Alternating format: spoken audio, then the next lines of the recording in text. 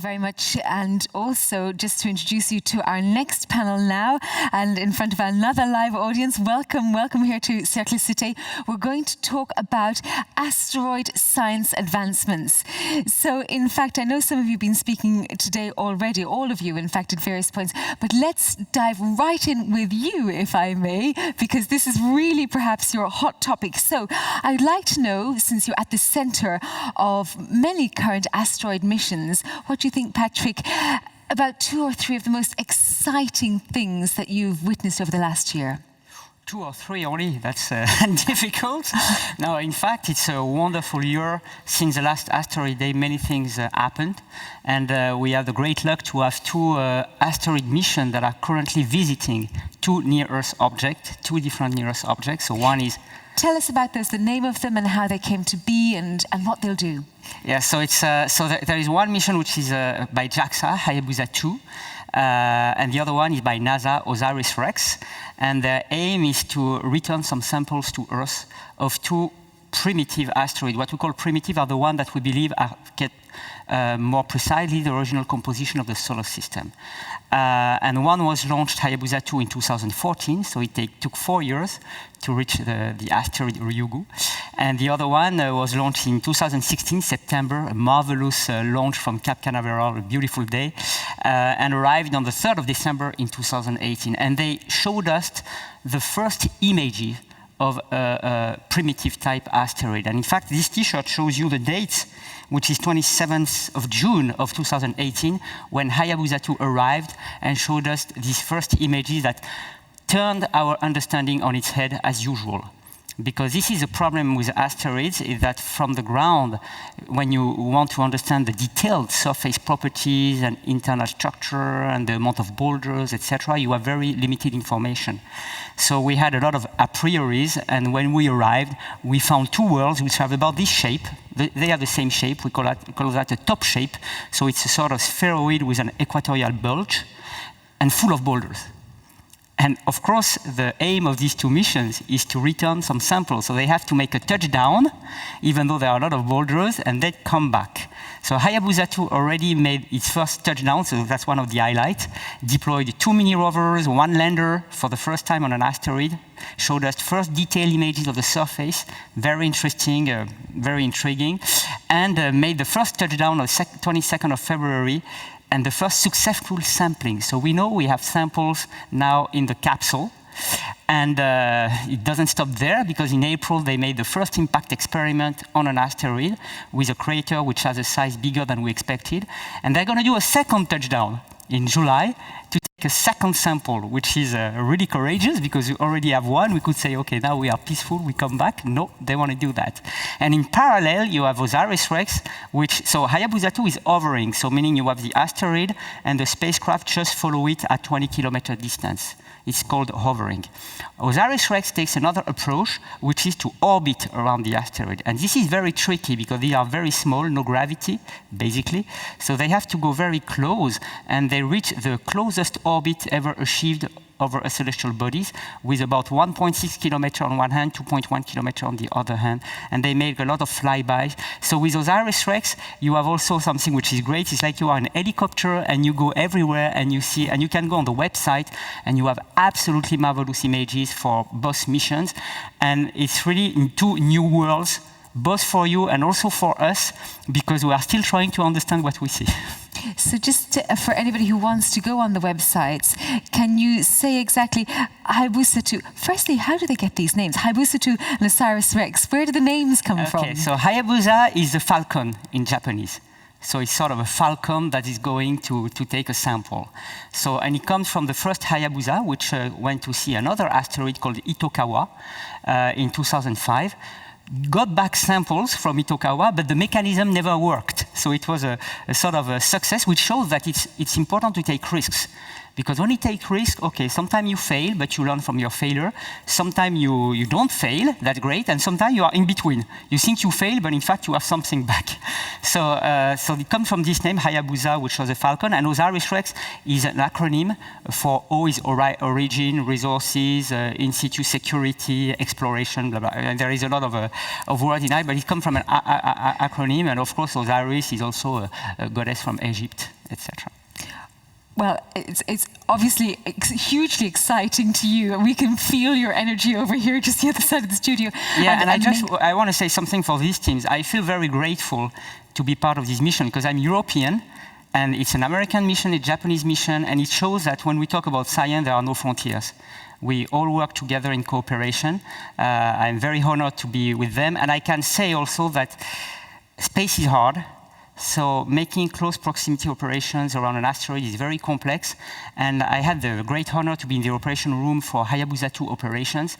And here you feel, I mean, the talent, the skill that you need to develop to do something in space. I mean, both with robots and astronauts, which takes more risk than the robots themselves, of course. And it's a very, you really feel it. And you really need to understand that when something succeeds in space, it's even almost not normal. It's almost a miracle because there are so many ways that it can fail. We are at 100 million kilometers away from Earth. So, but I don't want to take more words from my colleagues. Well, thank you for your energy and your excitement, and of course the amazing achievements that have already been in place with these asteroids. Now, moving to you, Lynne, I know that you're working as the performance scientist on a telescope, LSST. Could you tell us about what that means and what you're doing? Sure. So the LSST stands for the Large Synoptic Survey Telescope, and it's a next-generation survey project where we'll survey the entire visible night sky from Chile every 4 days, and we'll do it twice inside of that 4 days. So the idea is we'll do this over and over again, and then we'll get this very deep image of the sky, which we can use to search for all kinds of things, including stars and galaxies. But we'll also be able to essentially generate a movie from that 10 years of images. So from that, we can do things like search for asteroids. So what I do with LSST as the performance scientist is I'm working on various pieces of the project where we're saying, well, how well will this work? Does this work for some particular science? So in particular right now, one of the big things I'm working on is what is the survey strategy? How will we point the telescope? So one thing I think that LSST can do for asteroids and science in general, first of all, we'll find moving objects and small bodies throughout the solar system, from asteroids to comets, including mini-moons around the Earth, interstellar objects like Oumuamua. But we'll also take many, many observations of these objects. And so one of the things I'm really excited about that we'll be able to do with LSST is look for activity. So activity being an outgassing, just stuff coming off the surfaces. So this is an area which kind of highlights one of the possibilities of more recent all-sky surveys where they're ongoing, because we're starting to find things like main belt comets. So these are objects which we thought were asteroids, and then we look at them and we find, oh, they have a tail. They have some activity going on the surface. And we're seeing that with some of the, like with Bennu, there's more going on these objects than we thought there was, that we used to think that they were just dead, but this is showing us that we don't really understand what they're made of and how they're put together. And so I think it's a really interesting area for us to be able to learn a lot more with LSST. Well, I've just been told by our director that we have some videos that we've taken on the streets of Luxembourg, and so I think we can go straight to them now, and we were actually seeing what do general people in the street know about your area of work. Let's find out.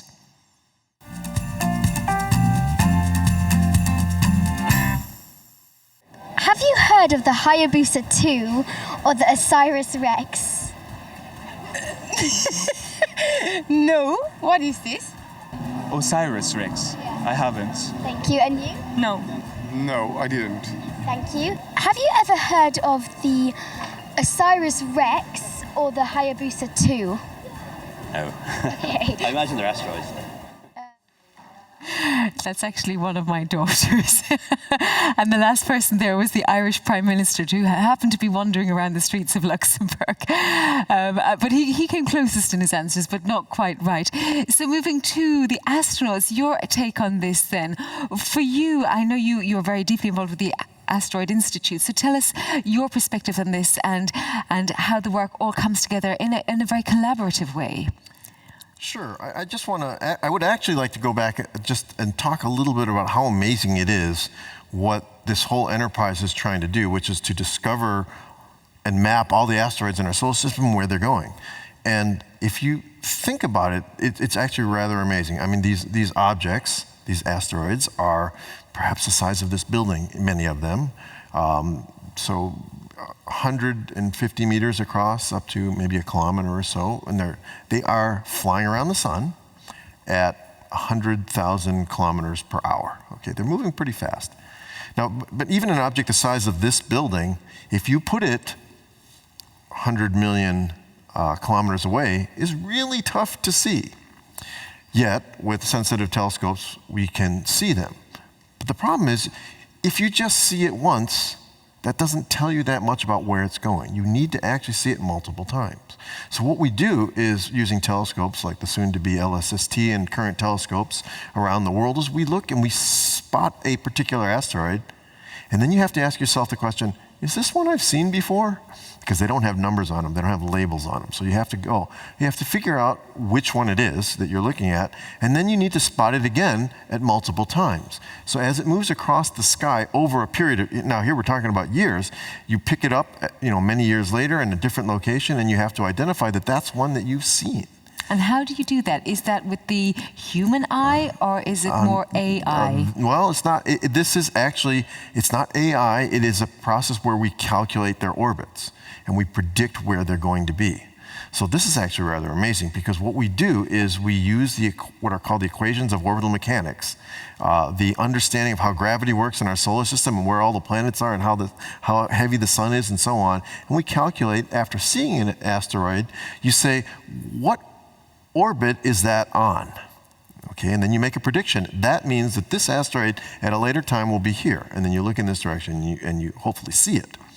But it is amazing how accurate we need to do this, because if you think about the fact that the Earth is only about 7,000 kilometers across, or in radius, 14,000 kilometers across. And now remember, I said that these things are moving 100,000 kilometers per hour.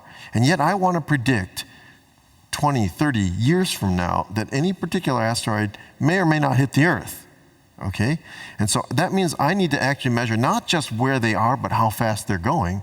And I need to measure that incredibly accurately, something like a part in 10 million. So that's 1/100,000th of 1%. I need to measure the speed in order to know if that particular asteroid is going to hit the Earth or not. And we can routinely do this. That's the amazing thing to me. With a lot of computation, with a lot of computers, we can do this. And that's the process that's happening now as we map the locations of all these asteroids. And to me, it's just amazing that human beings can even do things this accurate. There are so many amazing aspects to this. That's one of them. The other thing is you can actually go and get samples from them somehow. Well, using your knowledge of where they are, you can then send a mission to go pick up samples. But if you don't know where they are, you can't send a mission.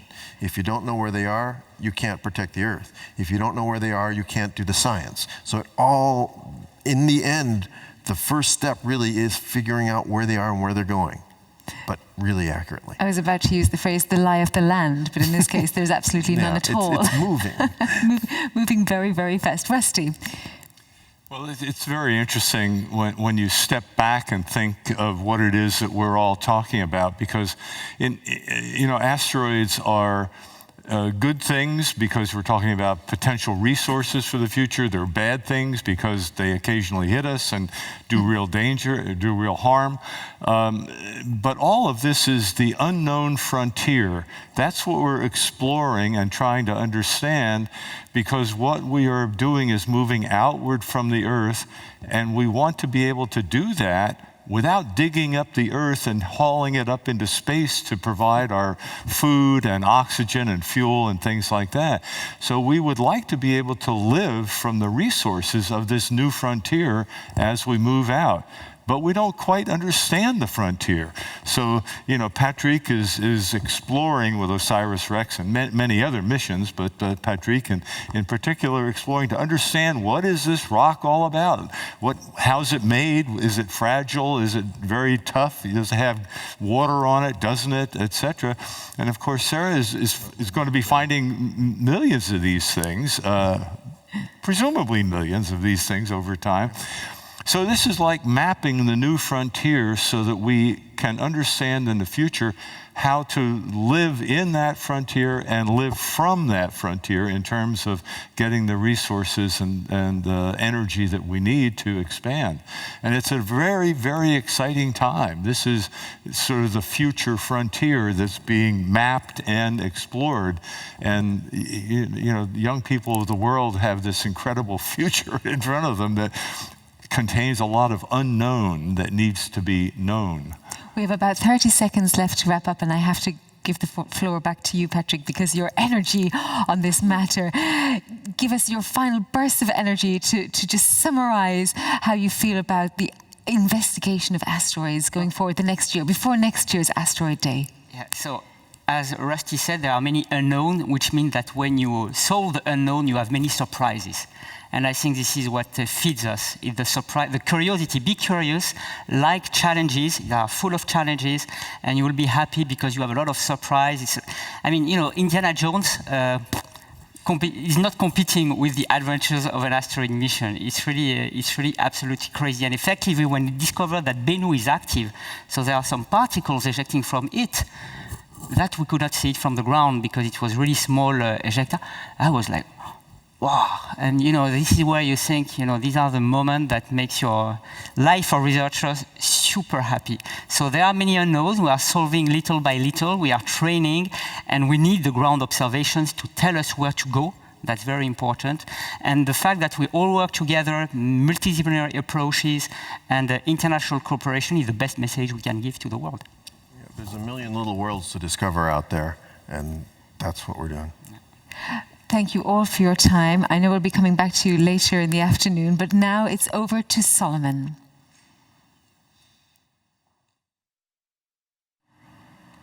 Thank you.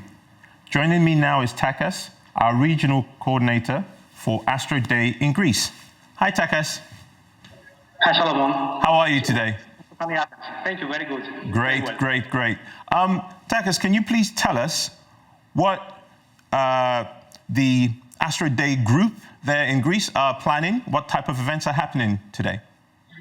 Yes, Solomon, we are planning a two-day festival, as usual, every year. This time will be the first time that it will take place on the Greek Meteorite Museum, where I'm also the director here. Okay. So we will have the opportunity to have many guests, astronomers, astrophysicians from the Greek events, also from worldwide planetary geologists, researchers, etc. Oh wow, that's amazing. Is there? Can you go more into what else is happening? Yes, very important for us is here to present to the Greek public first the real trait of asteroids, but also the opportunities that they can give us for the future of mankind, asteroids. So we are starting with Action Greece and the telescopes of Thalys, and then we are concluding about, we are speaking about impact craters in Greece, my personal research the last 11 years, about how the ancient Greeks have melted meteoritic iron possible and created tools and weapons. We are going also to have quality music. We will going to have worldwide interviews through Skype, and I think will be quite interesting. Oh, God. I mean, that sounds amazing, Takas. Thank you so much for your time, and have a great event. Thank you too, Solomon. Over to you back in the studio. Thank you very much, and welcome back to the room where we have all the exciting startups. And it's now time to meet a very interesting and innovative startup company, GomSpace, that is really breaking ground fast and also originates from a fellow country to me, Denmark, and now has a subsidiary in Luxembourg. And we also heard a bit about GomSpace in the panel that I hosted earlier when we met Hannah Goldberg. But now I'm here with Katarina Volkott, who is business manager at GomSpace. So Katarina, enlighten us a bit. What is GomSpace? What do you do? Sure. So GomSpace is a globally leading manufacturer and supplier of nanosatellite solutions, and we service governments, universities, and the commercial market to provide those solutions. We're headquartered in Aalborg, Denmark, and we have an office in Sweden as well as Luxembourg. And I also want to congratulate you, or GomSpace, because I know that you partnered and have a contract with ESA, and we talked about that a bit in the panel. Could you just elaborate a bit about what that entails and also other projects that are sort of in the same sector? Absolutely. So we have MARGO, which is going to be the Miniaturized Asteroid Remote Geophysical Observer. So what's exciting about this mission is it's going to be the first nanosatellite that's going to be independently deployed on a deep space mission to an asteroid. In addition to that, we're also working on Juventus, which is going to be the CubeSat that goes along with the Hera mission. So what that will supply is bonus science experiments once it gets ejected from the Hera spacecraft. And I know that you're, like I said, you're breaking ground fast, and today I think you're 200 employees in, 50 different countries. So if we sort of fast forward, let's say 45 years from now, where will GomSpace be? Sure. So especially in Luxembourg, we're growing very fast, and one of the services we provide is satellite operations. So we have a mega constellation operations platform, and that will ultimately allow satellite operators to not only focus on an individual satellite, but the mission as a whole, and be able to manage it from a higher level. Well, really exciting company, and really keep your eye on GomSpace, and the best of luck in the future. Thank you, Katarina. Thank you so much.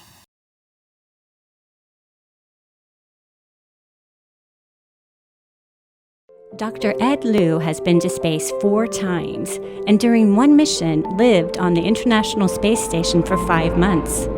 With a bird's eye view of the moon and the many craters caused by asteroids, he reminds us that our Earth is impacted more than the moon. Asteroid Day Live is the only programming dedicated to introducing you to many of the most prominent asteroid experts in the world.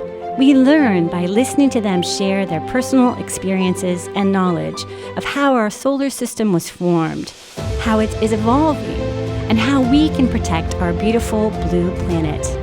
But this programming wouldn't be possible without the generous support of major sponsors, including the government of Luxembourg and you. You play a critical role in our ability to shine a bright spotlight on the leading work of astronomers, engineers, scientists, space mission operators, and astronauts, our global rock stars, who bring the topic of asteroids closer to people of all ages and remind our government leaders of the importance of funding planetary science. Asteroids play an important role in our lives, from the formation of our solar system to their extraordinary value for future resource utilization, to enabling ongoing exploration of our solar system, and finally, when they impact our home planet. Asteroid Day is more than just a broadcast program. It's thousands of independently organized events in 192 countries. These events are the heart and soul of Asteroid Day, as they connect and engage students on the subject of asteroids. For many students across the world, Asteroid Day is their only opportunity to listen to, learn from, and to meet astronomers, astrophysicists, and astronauts, heroes of the STEM generation. Your support enables the growth of our network of independent event organizers, so more events can take place. It allows us to not only encourage the future generation of scientists, but to grow our online library of educational tools, enabling more people to dig deeper into asteroids and to connect to scientists, observers, and astronauts. Your support enables us to meet the goals of the United Nations Office for the Peaceful Uses of Outer Space Affairs by generating awareness of what we can do to protect our planet. Please consider becoming part of this movement by donating to Asteroid Day today.